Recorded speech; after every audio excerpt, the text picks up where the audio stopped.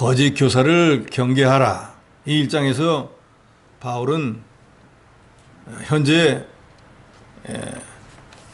자기의 영의 아들인 이 디도에게 교회를 치리할 수 있는 방도를 교훈하기 위해서 디도에게 쓴 편지가 바로 이 디도서입니다.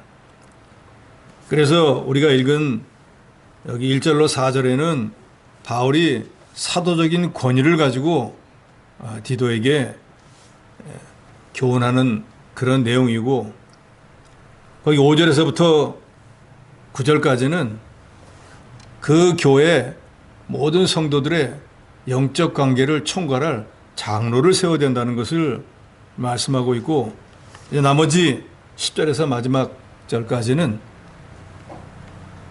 그레데 교회에서 거짓된 교리를 전파하고 있었던 거짓 교사들을 경계하라 하고 교훈하고 있습니다. 이 그레데 교회는 지금 디도가 심호하고 있는데, 이 교인들 중에서 바른 복음, 바른 믿음에 서지 못한 그런 사람들이 여럿 있었고, 이 초대교회 때 가장 많은 이단의 가르침이 하나 있던 할례를 받아야만 구원받는다 하는 그릇된 가르침에 빠져 있는 사람들이 있었습니다.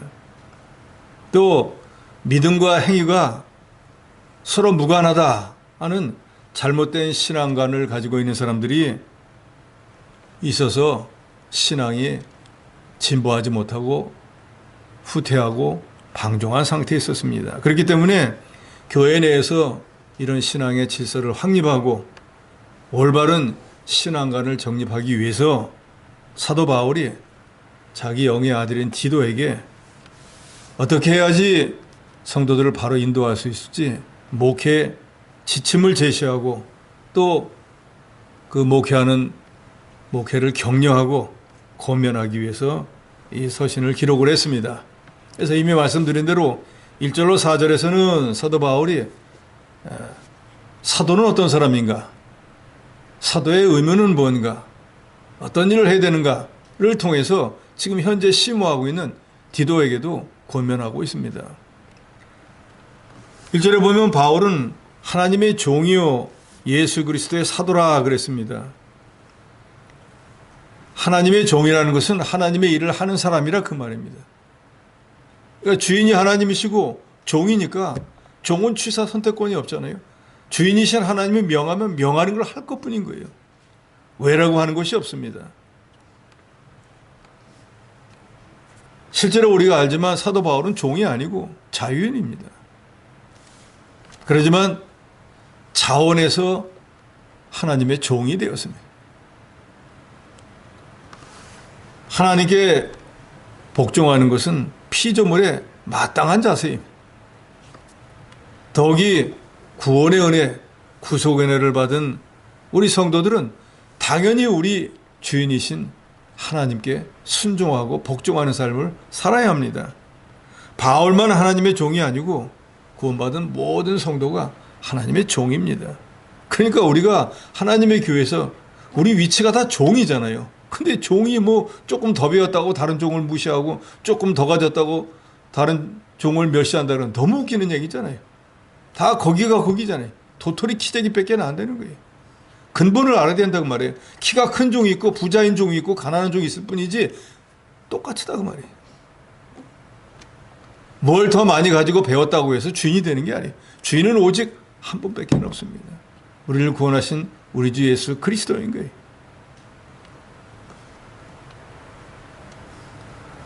그런데 우리는 죄에서 해방된 하나님의 종이에요.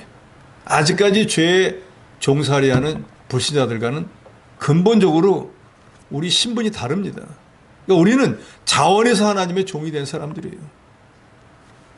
그러니까 억지로도 하나님 말씀을 순종하면 복을 받는데 자원에서 하나님 말씀을 순종하면 하나님이 얼마나 기뻐하시겠어요. 바울은 예수 그리스도의 사도라 그랬습니다. 사도라고 하는 것은 아포스탈로스, 보내심을 받았다라는 뜻이잖아요. 바울은 자기가 사도가 된 것이 하나님의 택하신 자들의 믿음, 경건에 속한 진리의 지식, 영생의 소망을 인함이라 하고 2절에 말합니다. 그러면서 바울은 자기가 사도가 된 이유를 3가지로 말합니다. 첫째는 하나님의 택하신 자들의 믿음을 위해서 사도가 되었다고 1절 하반절에 말합니다. 하나님은 창세전에 자기의 택한 백성들을 다 예정해 놓았습니다.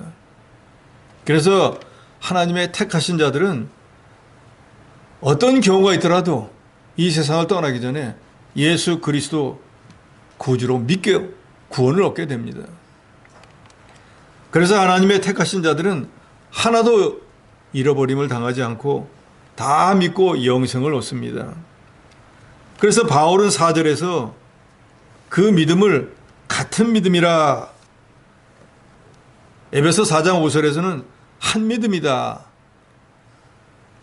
사도 베드로는 베드로서 1장 1절에서 동일하게 보배로운 믿음이다 라고 그랬습니다. 둘째로 바울이 자기가 사도가 될 수 있었던 것은 경건함에 속한 진리의 지식을 위해서라 그랬습니다. 경건함에 속한이라는 원어는 경건함에 일치하는, 경건함에 이르는 이런 뜻입니다. 그러니까 진리의 지식은 단순히 어떤 호기심을 만족시키는 그런 지식이 아니고 경건함에 합당한 경건으로 나타나는 지식이라 그 말이에요. 그러니까 이 하나님의 지식을 배우면 점점 경건한 사람이 되어지는 거예요. 세상에 아무리 책을 많이 읽는다고 그 사람 경건해지지 않습니다. 지식은 많아지는지 몰라도 오히려 교만해지지만 이 성경 하나님의 말씀을 많이 읽는 사람은 점점 경건해집니다. 점점 거룩해집니다.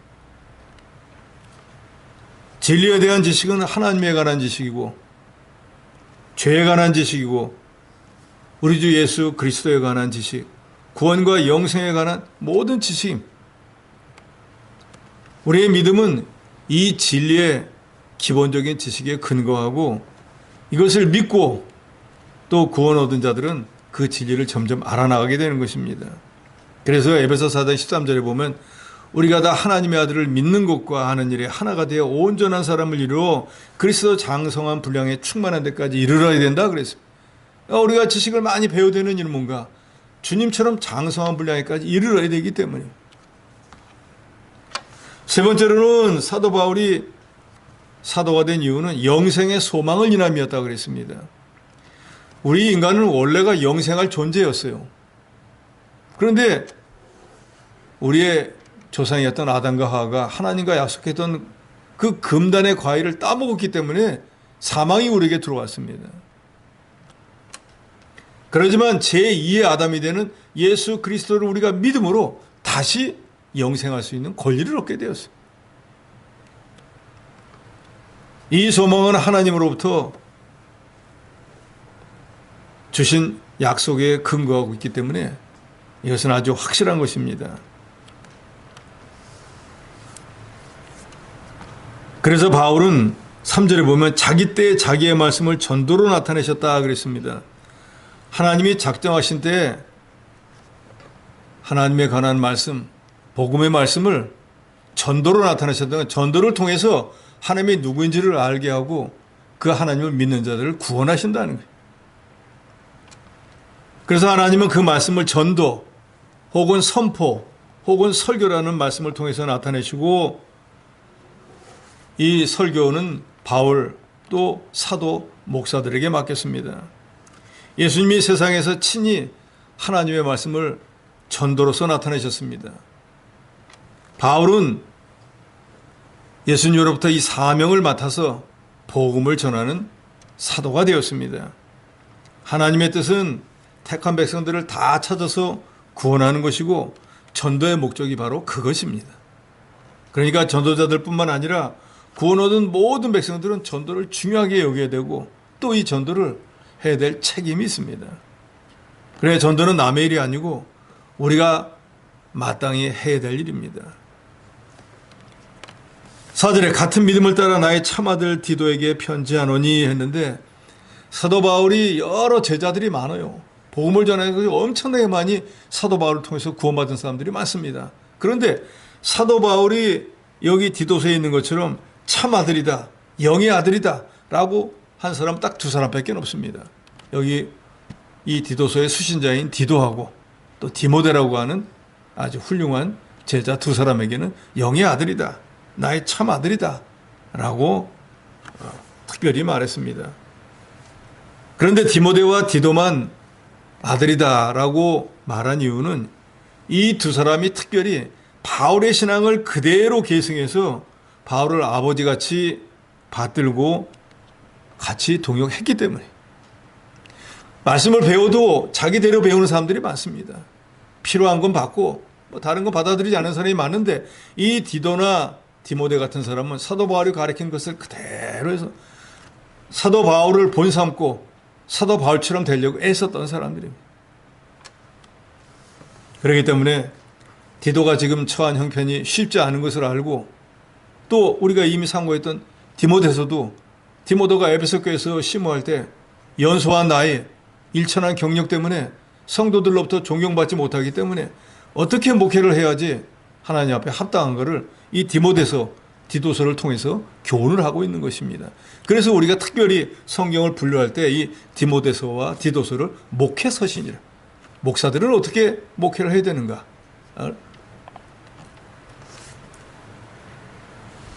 하나님 아버지와 그리스도 예수 우리 구주로부터 은혜와 평강이 내게 있을지어다. 지금 내가 이 그레데 교회에서 심하고 있는데 여러 가지 어려운 일이 많고 이단이 횡행하고, 디모데처럼 디도도 그렇게 경력이 많고 목회 연조가 많지 않기 때문에 성도들보다 전폭적인 어떤 지지와 어떤 존경을 받지 못하고 있지만, 우리 주 예수 그리스도 은혜와 평강이 내게 임해서 내게 맡긴 사명을 잘 감당해야 된다라고 하는 것을 사도의 권위를 가지고 1절로부터 4절에 디도에게 권면을 했습니다.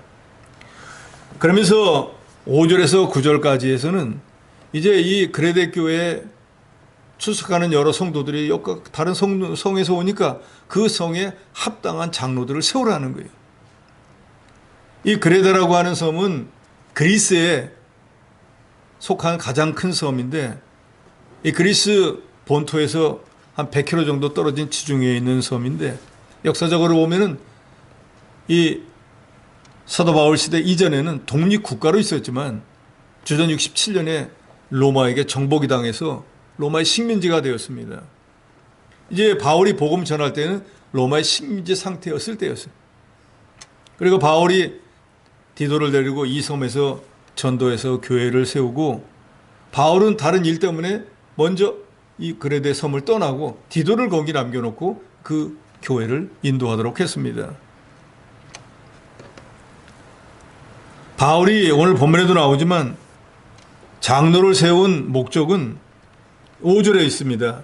내가 너를 그레데에 남겨둔 이유는 남은 일을 정리하고, 이 남은 일은 지금 본문에도 나오지만 할례당이라고 하는, 할례를 받아야 구원받는다고 하는 이단적 교리를 가리키는 이 교리에 반대해서 예수 그리스도의 참된 복음을 전하는 일, 또 그런 진리에 빠져가지고, 그릇된 진리에 빠져가지고 교회 생활을 중단했다든지 교회를 떠난 사람들을 다시 교회에 돌아오게 하는 일, 이런 여러 가지 일들을 정리하고 내가 명한 대로 각 성의 장로들을 세우게 하렴이라 그랬습니다. 우리 장로교회는 7위 장로와 교훈 장로 두 반의 장로가 합동해서 하나님의 교회를 이루어 나가는 하나님 앞에 가장 합당한 개신교회입니다. 그래서 목사는 하나님의 말씀을 연구하고 가르치고, 7위 장로는 모든 성도들의 이 영혼의 문제를 잘 살펴가지고 문제가 있으면 목사와 상의해서 신방하고 교훈하고 책망하고 바로 세우게 하는 일을 하는 것이 제일 중요한 일. 그러니까 장로가 해야 되는 제일 중요한 일은 교훈의 영적 관계를 살펴보고, 그 교인들이 믿음에서 타락하지 않도록 영적 진보를 이루도록 하는 일이 제일 중요한 일입니다. 뿐만 아니라 교회 안에 어떤 재정도 담당하고 하죠. 그래서 이런 장로님을 바로 세우면은 디도가 목회하는데도 훨씬 유익하고, 또 하나님의 교회도 하나님의 뜻대로 잘 세워져 나가기 때문에 아직까지는 없었던 이 장로들을 합당한 자격을 가진 사람을 세우라 하고 여기 5절로 9절에 말합니다. 근데 우리가 이미 디모데서에서 이 감독, 즉 장로의 자격은 무엇이고 어떤 사람을 세워야 될 것이는 디모데서에서 이미 상고했었고 여기도 거의 같은 내용입니다. 우리가 잘 알듯이 이 장로에 대한 언급은 사도행전 11장 30절에 처음 나타납니다. 신약 시대에 말하는 거예요. 구약 시대에도 이미 장로가 다 있었잖아요. 사도행전 14장 23절에서 바울은 전도 여행 중에 바나바와 함께 장로들을 임명했습니다. 그래서 그때 임명된 장로들은 주로 설교도 하고 교훈도 하고 치리도 하고 교회가 믿음의 진보를 이루기 위한 일들을 담당했습니다. 그것은 지금 이 시대에도 마찬가지. 16세기 종교개혁 당시에 칼빈은 이 장로계 제도를 확립했고 교리적으로 스코틀랜드의 존 낙스에 의해서 이제 장로 제도가 확실하게 실시되었습니다. 그래서 바울은 전도에서 교회가 세워지면은 교역자를 세워서 가르치게 하고 또 장로들을 세워서 교인들의 영적 관계를 살피고 관리하도록 했습니다. 그러니까 지금 이 시대에도 모든 장로님들은 교우들의 영적 상태, 교리를 혹시 오해한 것이 있는지, 도덕적인 부패를 행하고 있는 것인지 이 교회 신령상의 관계를 살피는 직무가 제일 중요한 거예요. 그런데 이것을 깨닫지 못한 사람들은 그저 교회 안에서 자기 권세만 주장하고 그런 분들은 뭐 혹 그릇된 교회에서 있겠지만 모든 장로님들 해야 되는 제일 중요한 일들은 다른 게 아니라 이 신령상의 문제를 살펴보는 거예요. 그래서 아직까지 이 사람이 믿음의 진보를 해야 될 사람이 하지 못하고 있으면 교훈도 하고 책망도 해서 자라날 수 있도록 해야지.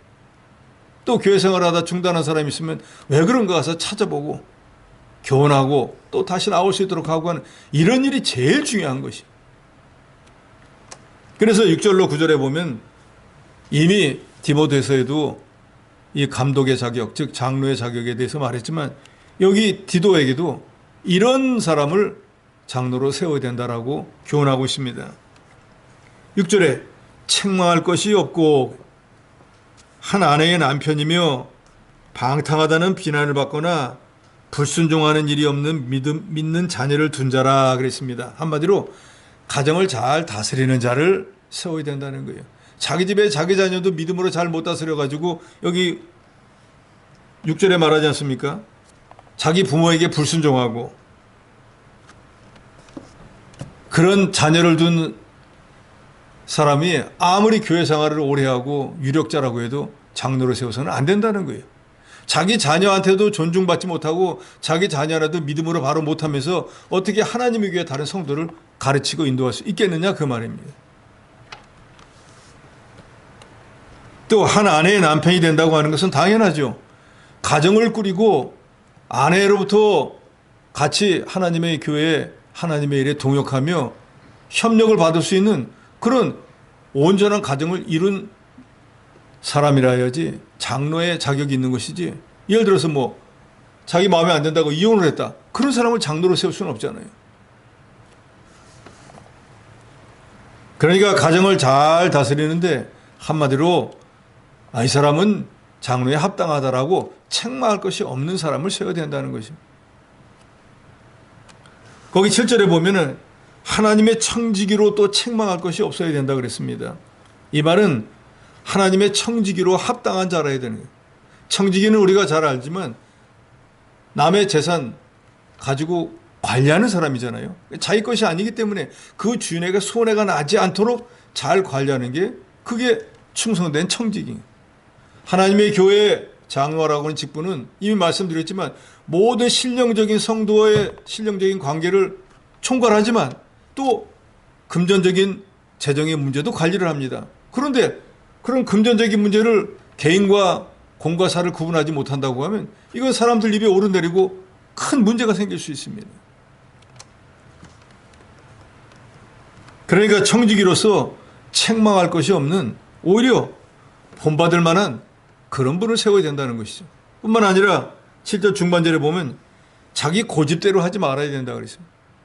과거에 예를 들어서 집사 직분을 할 때는 자기 고집을 막 세우고 했다 할지라도 이제 장로님이 되면 모든 성도들을 다 총괄해가지고 그 영혼의 신령적인 관계를 자기가 앞장서가지고 관리를 해야 되는데 자기 고집대로만 한다 그러면 이건 안 되겠죠.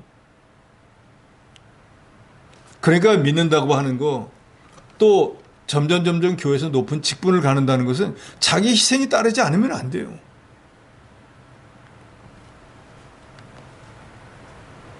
제 경우도 그렇지 않습니까? 제가 여러분을 가르치는 목사의 신분인데 화가 난다고 막 육두문자를 쓸 수도 없고 화가 난다고 진짜로 막 화를 여러분한테 낼 수도 없고 그러잖아요?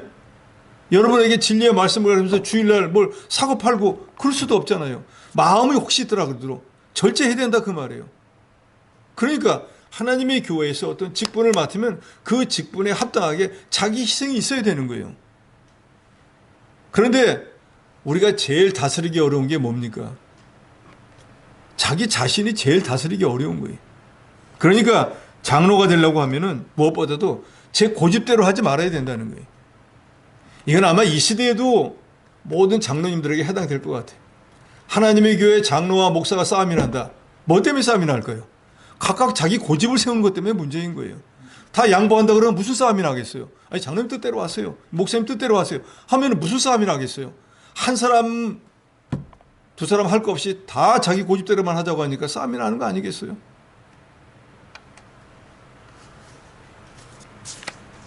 급히 분내지 않고 술을 즐기지 않고 뭐 언급할 필요도 없겠죠. 구타하지 않고 화난다고 사람을 두들겨 팬다. 그런 사람이 장로가 되면 그게 어떻게 되겠습니까? 더욱이 7절 하반절에 보면 더러운 이득을 탐하지 말아야 된다 그랬어요. 더러운 이익이 뭡니까? 하나님 말씀에 어긋나서 얻는 어떤 수익이나 이익이 더러운 이익이잖아요. 그래서 하나님은 하나님 앞에 예물을 가지고 오는 것을 하나님이 기뻐하지만 개 같은 자의 소득, 창기의 소득은 하나님이 받지 않는다 그랬습니다. 그건 뭐예요? 자기 몸을 팔아서 양심을 팔고 신앙 양심을 쓰지 않고 버는 그런 소득은 하나님이 기뻐하지 않는다는 것이에요. 하물며 하나님의 교회에서 모든 성도들의 영혼을 총괄하는 장로를 하려고 한다면 이런 더러운 이득을 취하지 말아야 돼요. 그런데 이 현대교회에서도 실제로 이런 금전적인 문제 때문에 장로직에서 파면당하는 사람들도 많습니다. 집사 때는 그랬다고 할지라도 장로님이 되고 난 뒤에는 자기 고집도 세우지 말아야 되고 더러운 이득도 탐하지 말아야 돼요.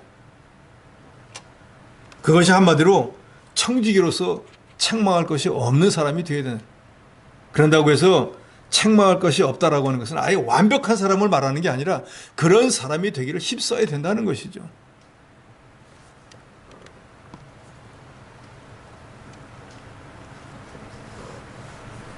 세 번째로는 9절에 미쁜 말씀의 가르침을 그대로 지켜야 하는 자, 주의 말씀대로 하는 자를 장로로 세우라 그랬습니다. 이 말은 여기 와서 번지르르하게 하고 행동은 달리하는 그런 사람을 장로로 세워서는 안 된다는 거예요. 그건 뭐 말할 것도 없겠죠. 세상에서도 그런 사람들은 배척받습니다. 특별히 우리 믿는 사람들은 우리 주님처럼 한 말씀 하면 그 말을 그대로 행하는 사람이 되어야 돼요. 다른 말로 언행일치가 되어야 돼요. 또 그런 사람을 온 교인의 대표로 장로로 세워야 됩니다. 청지기처럼 흠이 없어야 되고 자기 가정을 잘 다스리고 죄의 말씀이라고 하면 벌벌 떨면서 그 말씀을 그대로 행하려고 하는 그런 분이 장로가 됐다고 하면 누구든지 다 본받으려고 하지 않겠어요. 그래서 바울은 고린도전서 11장 1절에 보면 너희는 나를 본받는 자가 되라 그랬어요.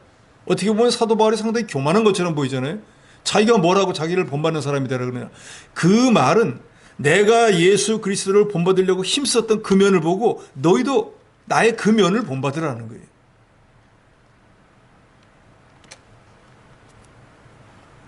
하나님의 말씀, 성령의 인도와 주장을 받지 않고 자기 고집대로 하면 자기도 망치고 교회도 망치게 됩니다. 저는 교육자 생활을 하면서 그런 분들을 볼 때 너무 안타깝더라고요. 어떤 교회 직분을 맡기를 좋아하면서 그 직분을 맡아놓고 난 뒤에 자기가 개인적인 사정이 있다고 아무것도 안 하는 사람이 있는 거예요. 그런 일이 생겼을 때는 어떻게 해야 됩니까? 장로님이나 목사님에게 상의를 해야 돼요. 제가 이런 일이 생겨가지고 당분간 이 직분을 감당하지 못하는데 이거 하나님의 일에 큰 손해가 나니까 다른 분을 세우십시오. 그래서 하나님의 일이 되도록 하는 거예요. 그런데 아예 안 해버리는 거예요. 나 아니면 딴 사람도 못하고 나도 안 할 거야. 그러면 그 기관이나 그 조직이 1년 내에 아무것도 못하는 거예요. 그럼 이게 하나님 앞에 얼마나 큰 죄가 되겠어요. 근데 그조차 깨닫지를 못하는 거예요. 내가 됐으니까 내 마음대로야. 아니거든요.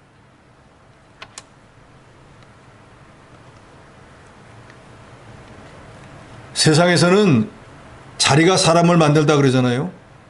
없잖아 그런 면이 있습니다. 그런데 하나님에게서는 세워놓으면 하겠지라고 해서 하면 안 됩니다. 그래서 이미 디모데서에서 집사의 직분을 맡길 때 어떻게 하라고 합니까? 그 사람을 시험해보고 자격이 있다 하면 그때 집사의 직분을 주라는 거지, 이 집사의 직분을 주면 잘할 거야 하고 주는 게 아니라 그 말. 세상과는 방법이 달라요. 세상에는 이 정도면 됐겠거니 하면은 주면은 또 그 자리에 합당하게 하는지도 모르겠지만 하나님의 교회는 시험해 봐야 된다는 거예요. 여기 계신 여러분들이야 그런 게 없지만 예를 들어서 집사가 됐든 권사가 됐든 직분은 덥석 주었는데 대표기도 한 번 해서 못합니다. 그게 무슨 집사가 무슨 권사가 있어요. 그런 연습을 다 하고 할 수 있게 된 사람을 세워야지 직분만 준다고 하면 무조건 된다고 해놓고 이건 못합니다 저건 못합니다 하면 그 직분이 무슨 의미가 있겠습니까? 스스로 직분을 갖다가 하찮게 여기는 거예요.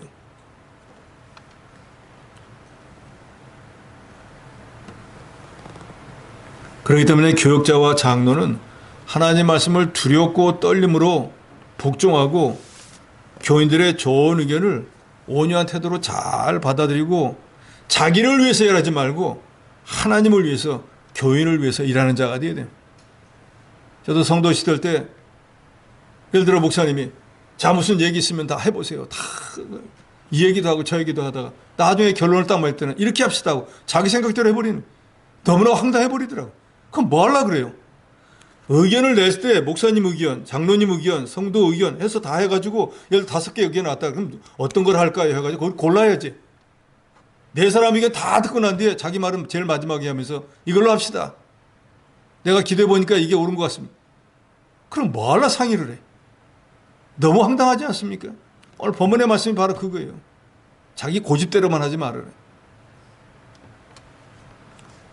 성경 말씀은 신실하고 거짓이 없고 믿을 만한 말씀입니다. 그러니까 가르침을 받는 사람들에 앞서서 가르치는 자들은 먼저 자기가 말씀을 배우고 은혜 받은 것을 가지고 다른 에게 가르쳐야 합니다. 하나님의 교회에서도 이 주일학교 교사 어떤 직분 보면 제일 낮은 것으로 생각하잖아요. 그런데 제일 중요한 위치에 있는 거예요. 어린아이들의 영혼을 그 털을 닦는 직분이잖아요. 그러니까 사실은 주일날 어린아이를 가르치기 위해서 한 주간 그 공과를 많이 묵상하고 깨달아야 돼요, 본인이. 그래서 뭐 대지가 여러 개 있다고 할지라도 하나라도 그 아이에게 바로 가르쳐야 된다. 그런데 워낙 뭐 직장 생활하고 바쁘다 보니까 읽어볼 새가 없잖아요. 주일날 아침에 잠깐 읽어보니까 자기도 무슨 소리인지도 모르는데 그냥 가르친다는 게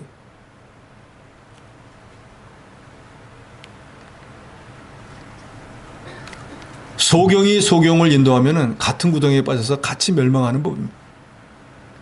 우리 부모들이 자녀를 가르치기 전에 자기가 먼저 가르침을 받고 깨달은 것을 자녀에게 가르쳐야 돼요.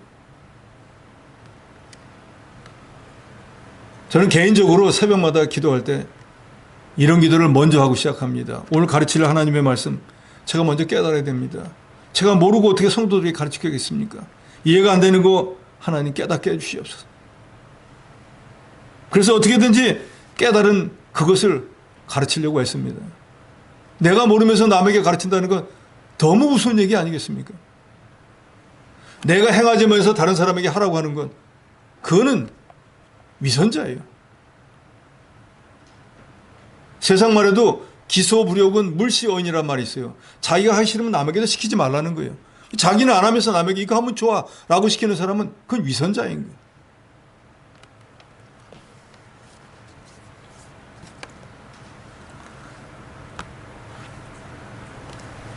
여기 장로를 세우는 법에 나와 있지만 제일 중요한 것은 흠 없는 자가 되어야 되고 더러운 일을 취하지 말아야 되고 언행이 일치가 되어야 됩니다. 그런 분이 하나님의 교회의 모든 성도들의 신령 관계를 관장하는 장로님으로 세워진다고 하면 그 성도들에게는 그보다 기쁜 일이 없을 거예요. 또 본인은 그러한 일을 감당해 나가면 하나님 앞에 얼마나 흥칭찬과 상급을 받겠습니까?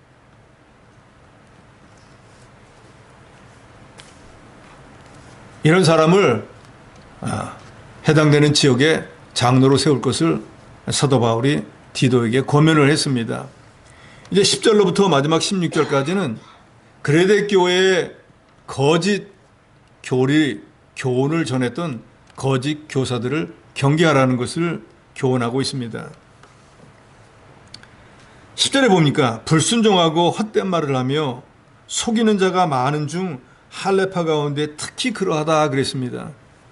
거짓 교사들은 참된 진리, 순수한 복음, 예수 그리스도의 십자가와 부활만 전하는 것을 거부하고 다른 복음을 거기다가 붙여서 전했던 사람들인데 그 대표적인 게 할례를 구원의 방편으로 보고 예수 그리스도를 구주로 믿어도 할례를 받아야 된다라고 가르쳤던 사람들입니다. 그래서 그 사람들을 할례파 또는 할례당이라고 불렀습니다. 이 할례당은 유대인들 가운데서 기독교로 개종한 자들. 그래서 예수를 구주로 믿는 면은 분명히 똑같은데 거기다가 한 가지를 덧붙여서 할례를 꼭 받아야만 구원받는다고 주장하면서 성도들을 미혹했습니다.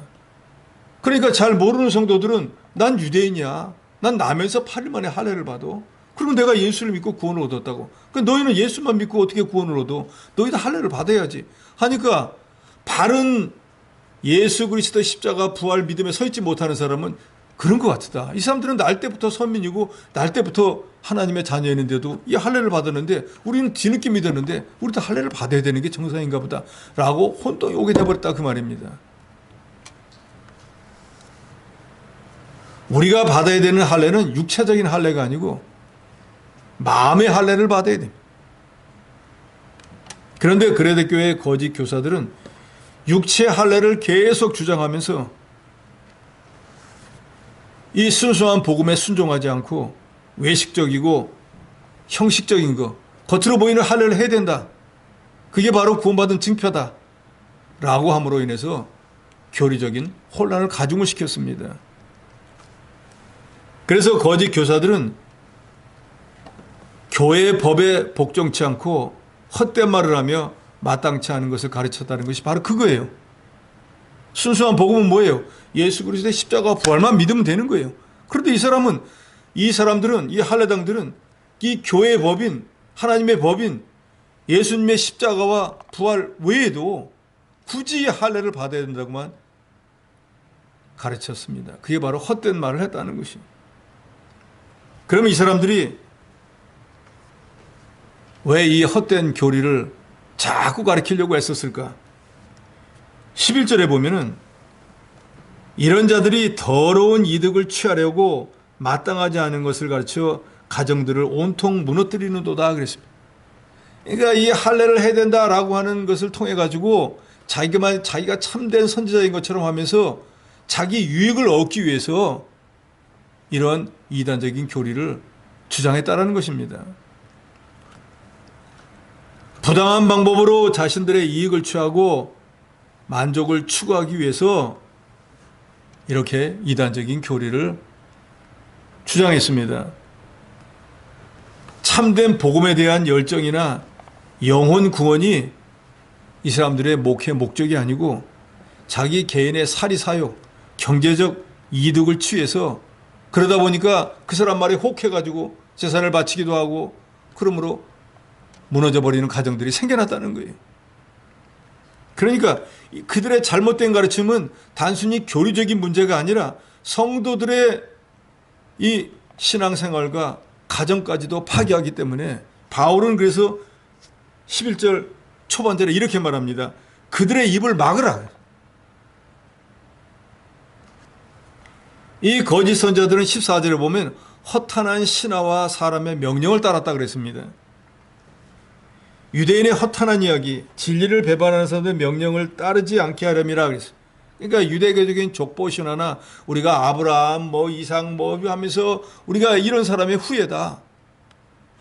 그리고 이미 자기들이 유대교에 있을 때 610가지나 되는 이 율법을 만들어 놓고 우리 이런 걸 지켰던 사람들인데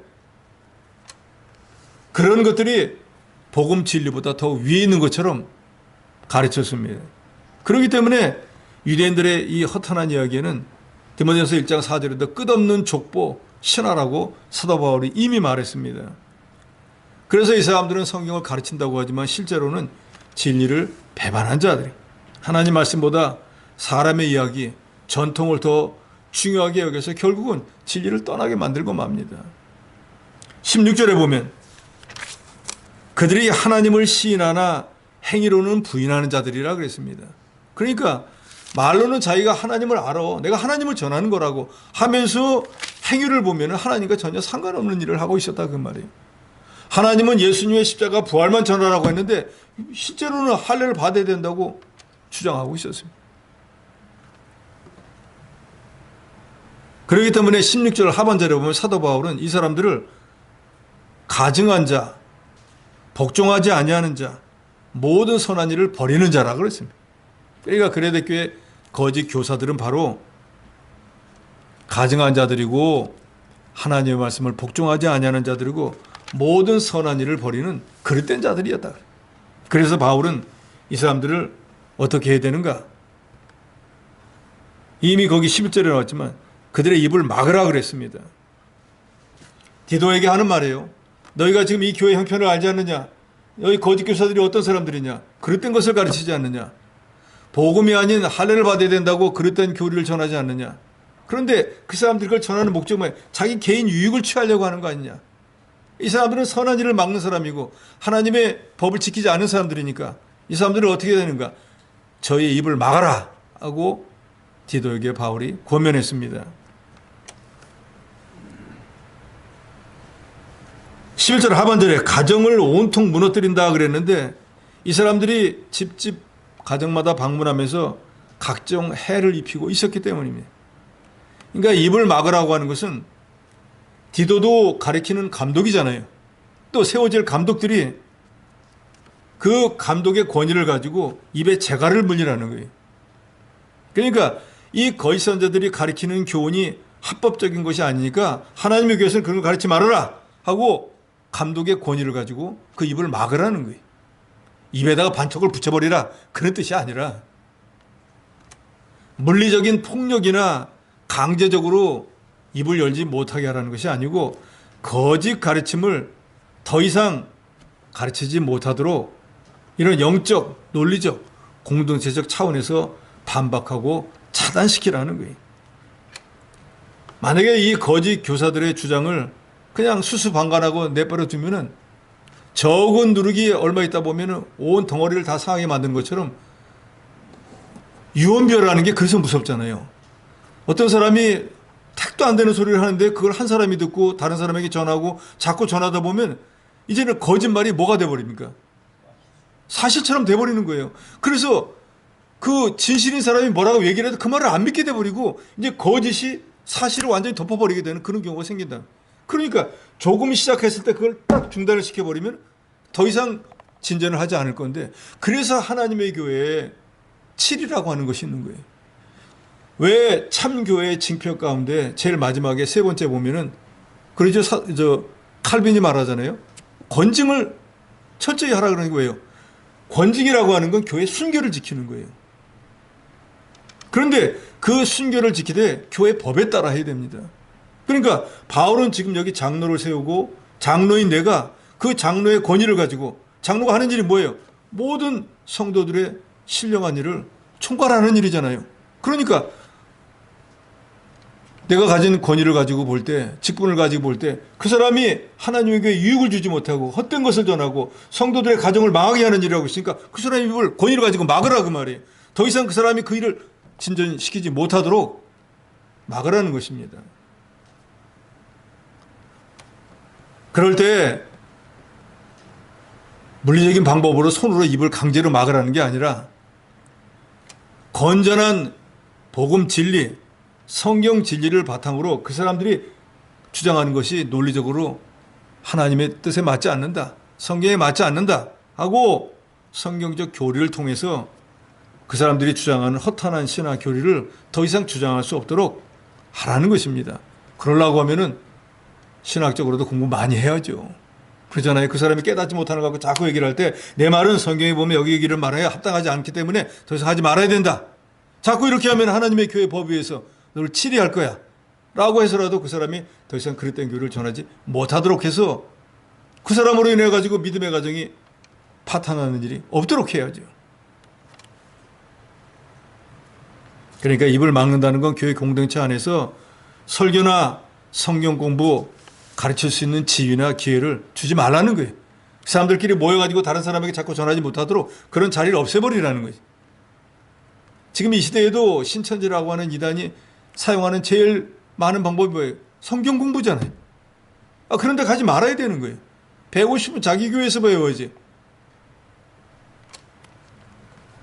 입을 막는 궁극적인 목적도 처벌을 하기 위한 것이 아니고 신앙이 어린 성도 가정에 파탄이 일어나지 않도록 방지하기 위한 것입니다. 그리고 그들의 입을 막으라고 한 사도 바울은 13절에 보면은 그들을 엄히 꾸짖으라고 했습니다.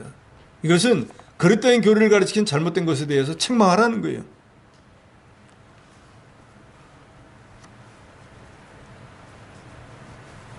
하나님의 교회의 모든 책벌은 치리는 그 사람을 교회에서 내쫓으려는 게 목적이 아닙니다. 잘못을 깨달아 회개하고 바른 진리에 서서 바른 신앙생활을 하게 하기 위한 거예요.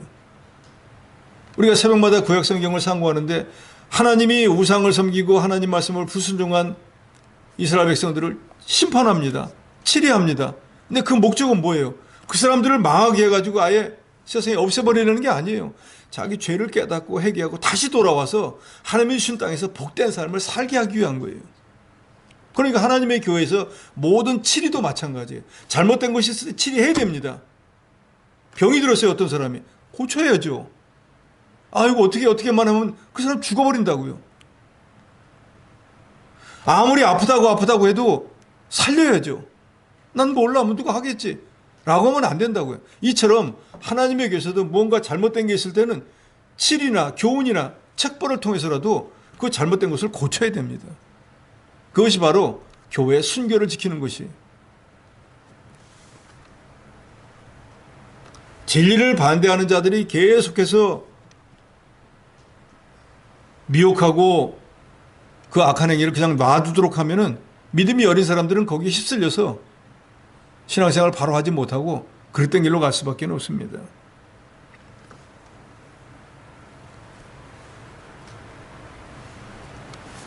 그런데 12절에 보면 이 그레데 교인들에 대해서 이렇게 말합니다. 그레데인은 항상 거짓말쟁이, 악한 짐승, 배만 위하는 게으름뱅이다. 근데 바울이 말합니다. 그 말이 맞다. 그런 사람들이 모여있는 교회다 그 말이에요. 그러니까 거짓 교사들이 와서 헛된 것을 가르쳐도 그런 것에 혹하고 넘어가는 사람들이 많을 수밖에 없는 것이죠.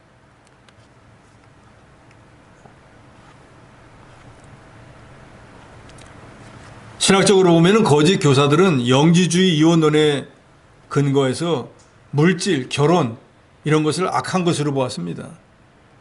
그렇지만 바울은 이미 여기 디모데서도 나옵니다. 뭐라고 말하는가? 15절에 깨끗한 자들에게는 모든 것이 깨끗하나 더럽고 믿지 않은 자들에게는 아무것도 깨끗한 것이 없고 오직 그들의 마음과 양심이 더럽다 그랬습니다. 더러운 마음에서 나온 교훈, 그걸 따르는 행위가 더러운 것이지 하나님이 창조한 물질 그 자체는 더러운 것이 아니라는 거예요. 그러잖아요. 하나님이 모든 걸 창조해 놓고 오실 때 뭐라 그러죠? 보시기에 좋았더라 그래요. 다 선하게 창조했다 그 말이에요. 그런데 사람이 잘못 쓰기 때문에 그것이 그릇된 것을 나타내는 거지 근본이 그릇된 것이 아닙니다. 그렇기 때문에 신앙 양심을 가지고 사는 깨끗한 자들에게는 모든 것이 깨끗하지만 마음과 양심이 더러워진 사람은 그 모든 것에 대한 결과도 결국 더러운 것으로 나타날 수밖에 없다는 거예요. 바울은 이 디도서 1장을 통해서 자기 아들과 같은 디도에게 그레데 교회의 여러 형편들을 알고 모든 일에 흠이 없는 장로를 세워서 그레데 교인들이 미혹받지 않도록 또 미혹하고 있는 거짓 교사들을 그 입을 막게 하고 엄히 책망해서 교회 순교를 지켜서 하나님이 원하시는 교회를 이루어 나가라 그랬습니다.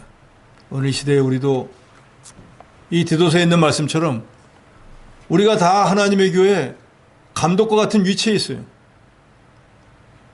교사는 학생을 가르치고 구역장은 구역원을 인도해야 되고 장로님은 모든 성도들의 영혼을 관리해야 돼요. 그러려면 우리가 누구든지 장로의 근본적인 자격인 흠이 없는 자가 돼야 돼요. 청지기로서.